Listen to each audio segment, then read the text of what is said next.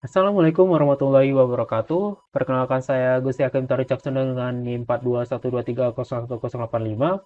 Saya akan mendemonstrasikan praktikum 10 dari mata kuliah DCS atau Distributed Control System mengenai materi sequential dan interlock. Nah, jika sudah pada bagian ini atau operasi dan monitoring SS01 pada DCS atau Milkogawa Centum CS3000, seperti yang terlihat yang ada di sini. Cara memanggilnya itu tinggal menggunakan input name, contohnya start switch, maka akan dipanggil start switch. Saya kita masuk ke bagian ini ya, monitoring mode 1, di mana kita perlu untuk mengubah modenya dari ST01 yang awalnya manual menjadi mode auto, lalu mengaktifkan start switch dan hide switch ya, serta mengamati valve A dan valve B. Oke, kita tes. Nah, pada saat ini kondisi ST01 itu berada pada mode manual. Mana cara gampang untuk mengubahnya itu kita memanggil ST01 tuning. ST01 itu kita panggil, maka akan diarahkan pada Windows baru yang ada di sini. Oke. Nah, kita akan mengubahnya yaitu mode nyaman menjadi mode auto. Kita klik sekali, lalu kita masukkan input datanya menjadi out. Out. Kita enterkan, lalu kita konfirmasi. Nah, ini modenya sudah menjadi mode auto. Nah, kita akan mencoba pada high switch dan start switch. Oke. Nah, saat ini kondisinya baik start sampai valve B itu semuanya masih dalam kondisi off. Ketika start switch dan juga switch kita tekan menjadi mode on, maka valve B akan on. Oke.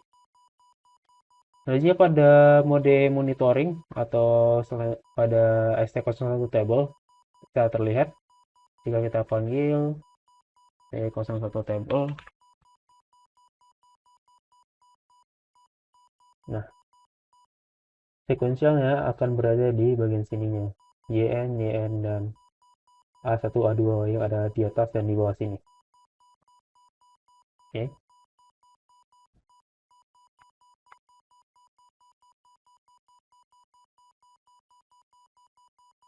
Karena itu, kita juga bisa melihat prosesnya pada saat ini itu berada di A1 ataupun A2 dengan cara menggunakan ST01 draw.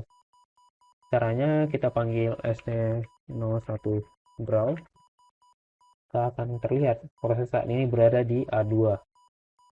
Oke, ke proses kita ulang lagi.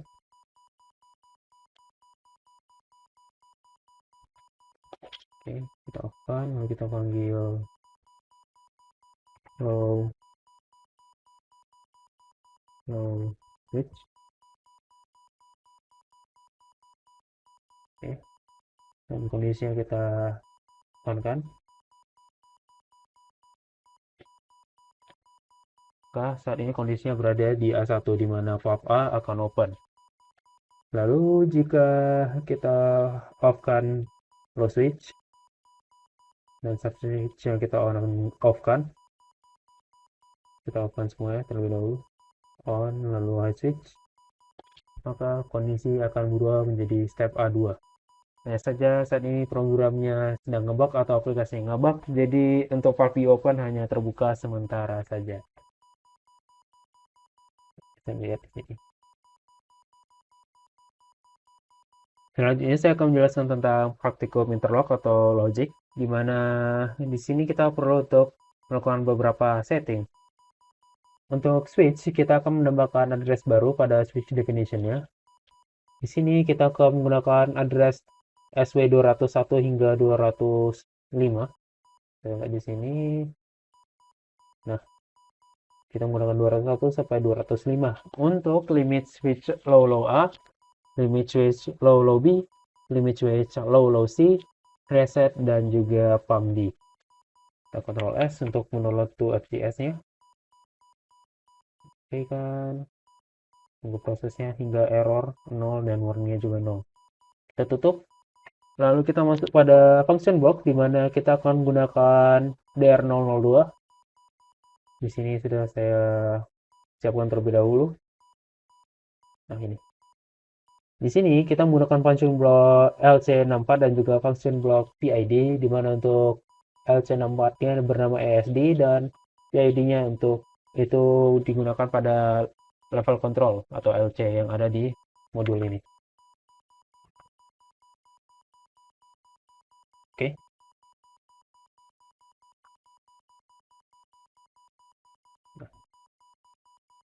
Ada beberapa hal yang akan kita setting pada function block ini, di mana kita fokuskan pada ESD atau LC64 ini.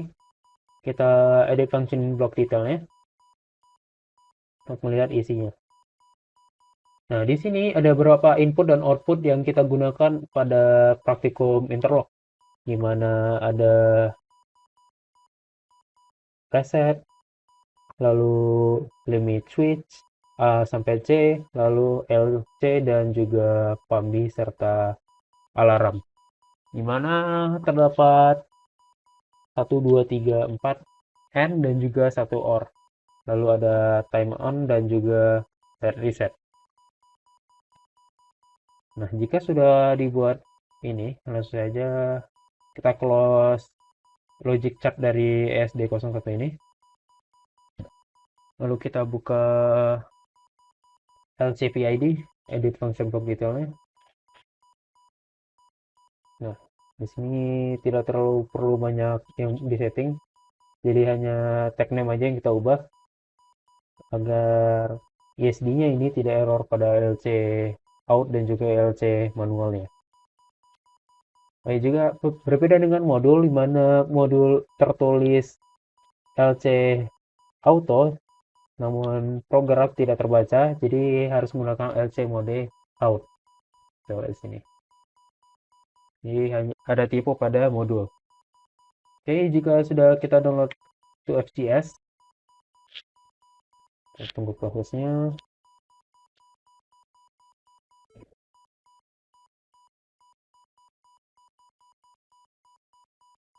Oke, errornya 0 dan warningnya 0, kita langsung saja menjalankan programnya. Yang pertama itu pada modul kita perlu untuk mengaktifkan faceplate, LSL, dan sebagainya macamnya. Oke, kita panggil terlebih dahulu name ESD. ESD-nya berada pada mode yang manual, kita perlu mengubahnya pada mode auto. Kita panggil ESD tune, ataupun jika tidak ingin menggunakan pengetikan, kita juga bisa mengambilnya dari sini. Nih, inbox. Kita panggil tuning. Nah, saat ini mode berada pada mode manual, jadi kita perlu ubah. Kita klik sekali, lalu kita klik out. Kita konfirmasi. Nah, saat ini mode ESD berubah jadi mode auto. Kita tutup saja. Nah, pada modul itu kita perlu memanggil tombol logika yang sudah kita buat pada logic chart tadi, di mana di sini kita perlu menekan tombol ini. Nah, ESD logic, maka dia akan diarahkan ke bagian logic chart ini. Nah, cara untuk melihat apabila proses kita benar-benar berjalan atau tidak, atau kontrolnya berhasil, itu kita perlu untuk menggunakan nih, graphic chart atau GR, ataupun, sorry, control graph 001. Sehingga kita harus men-settingnya terlebih dahulu. Di sini pada HIS 1064, kita buka menu configuration, lalu cari window, lalu control graph 001 kita tekan, tinggal kita setting ataupun sesuaikan dengan cara double kliknya lalu mengganti tag name-nya. Oke kan, lalu kita download to FCS. Jika kondisinya 0 error dan 0 warning, lalu kita close saja. CG001 akan memanggil ini, ataupun oke, kita tes apakah ketika kita men-trigger salah satu sensor, baik itu A, B, dan C, akan masuk kepada logic ESD-nya. Nah, masuk dengan ditandai oleh warna yang awalnya hijau menjadi warna merah. Oke, untuk ini kita akan melihat pada praktikum itu akan muncul alarm yang menandakan bahwa level sudah melebihi set point di atas alarm dari low. Jadi akan muncul alarm pada bagian kiri atas ini bagian sini. Untuk saat ini proses masih aman, jadi tidak akan dimunculkan alarm. Oke, kita lihat kondisinya. Kita dulu LC. Nah, saat ini LC sedang berada pada posisi manual. Sedangkan pada logic kita memerlukan agar LC-nya itu berada pada mode auto. Sehingga kita perlu untuk tuning terlebih dahulu LC tune. Kita ubah modenya menjadi mode out. Kita konfirmasi. Nah, jika sudah berubah mode yang menjadi mode auto, kita tutup. Nah, masuk pada ini. Syarat dari alarm untuk aktif adalah ketika 2 dari 3 sensor sudah aktif. Jadi baik itu A ataupun B ataupun C, itu cukup 2 saja yang aktif, maka alarm akan aktif. Jika modenya sudah berada pada mode auto dan juga pump-nya juga on, misalnya di sini. Nah, jika pump-nya kita on kan, namun sensor masih hanya satu saja yang terdetek, maka tidak akan muncul alarm pada bagian kiri atas. Tapi jika kita aktifkan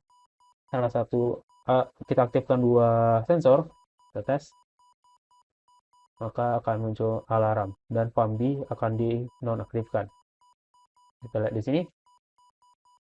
Level tank low sudah melebihi set point-nya. Dan itu juga terlihat di sini dia akan mereset pump B dan juga akan mengaktifkan alarm. Oke, jika kita runkan, aktifkan lalu kita runkan, dia tidak akan aktif. Kenapa? Karena LC atau salah satu syaratnya lagi yaitu LC masih dalam kondisi manual. Jadi kita perlu untuk mengtunin lagi LC-nya. Kita lihat, kita ubah out.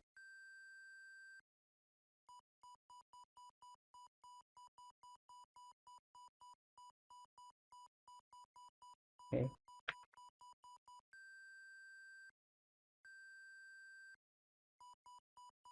Dia tidak mau. Kenapa? Karena kita belum reset. Kita reset, kita kembalikan posisinya, kita out. Tes user, konfirmasi, akan berubah modenya menjadi mode otomatis. Nah, syaratnya sudah terpenuhi, LC dan limit sensor, lalu kita aktifkan pump B, dan kita tes kombinasi selanjutnya. Kita akan mereset kembali untuk pump B dan memunculkan alarm baru. Terlihat awalnya dari 2 menjadi 4. Oke, sekian saja untuk penjelasan dari praktikum sequential dan interlock. Kurang lebihnya saya mohon maaf dan wabillahi taufiq walhidayah. Wassalamualaikum warahmatullahi wabarakatuh.